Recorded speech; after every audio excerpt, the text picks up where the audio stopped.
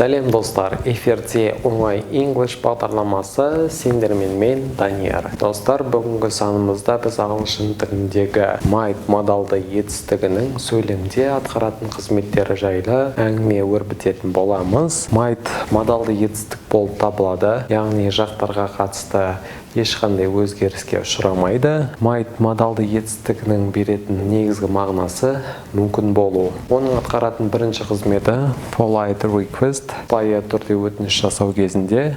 Бұны көбіне біз бірінші жақта қолданамыз, I, we есімдіктермен бірге. Негізі might етістігі арқылы сыпайы түрде өтініш жасау ескі ағылшын тілі болып табылады. Мүмкін Шекспирдің кезінде адамдар осылайша сөйлеген. Мысалға, might I use your pen?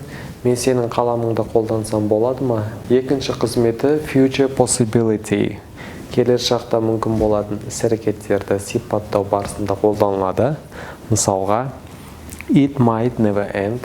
Бұл ешқашан аяқталмауы мүмкін. Үшінші қызметі deduction. Біз бір нәрсе туралы болжам жасаған кезде, жорамалдаған кезде қолданамыз. Мысалға, he might be on the plane now. Ол қазір ұшақта болса керек. Достар, бүгіндікке осы. Келесі санымызда біз ағылшын тіліндегі басқа да өзекті тақырыптар жайлы әңгіме қозғайтын боламыз. Бізбен бірге болыңыздар. Ендеше